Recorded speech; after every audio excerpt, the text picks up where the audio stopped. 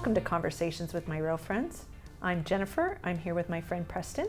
Good morning, Jennifer. How are you doing? I'm good. How are you, Preston? Good. Good to see you again. Good. Preston is a hard money lender. He works for Rose City Realty Finance. And today we're going to be talking about hard money lending. That's his area of expertise. Mm-hmm. So obviously Preston's a fan of hard money lending. Yes, ma'am. But it's not right for every situation. What are the risks that a consumer should think about if they're going to consider a hard money loan? Well, you just mentioned the word consumer. Mm-hmm. I've said to many people, consumers get this much in disclosures, investors get this much in disclosures, because in many respects, hard money is a sophisticated product. Absolutely. When you look at hard money, they're looking at the collateral, so they want people to be able to pay. Yes. And if they don't pay, the investor's gone through with the right to foreclose and take the asset. When people borrow against their owner-occupied residence, where they live, where their children sleep, they need to understand that this loan was given to help you out of some situation. However, if we've done our job, and hard money can be done on owner-occupied properties, if the disclosure is there, and if the income is there to prove that, as Congress has stated, and what is called is the ability to repay. If that has been determined that you have the ability to repay and it's been documented, you expose yourself to the same risks as any other lender would. And then also, hard money lenders, they don't play games.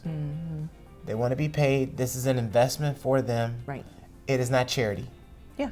Accordingly, you need to know that you can pay this bill back.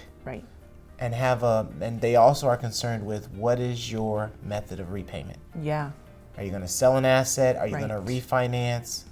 Are you going to sell the actual asset that we're lending on? So they need to know. And they take this seriously, as they want the borrowers to take it seriously. That's why the disclosures are so thick and the loan documents are thick as well.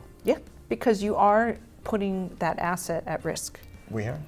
I mean, that whether you're getting a conventional loan or hard money lending, you're putting an asset at risk. Correct. But in a hard money situation, you're not going to have some of the consumer protections that traditional finance would have.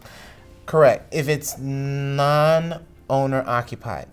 As I mentioned, with owner occupied, you'll have the thicker disclosures and you will have the ability to repay. They'll want you to prove that.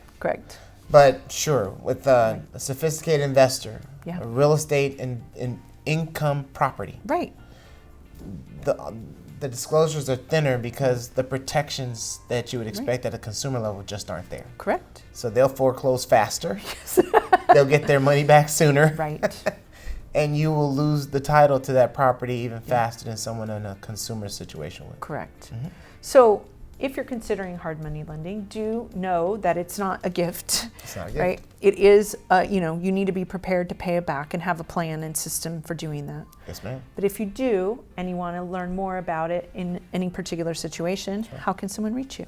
Sure, they can feel free to reach out to me at www.rosecityrealtyinc.com. Well, thank you for joining me, Preston. No, thank you for having me. Yes.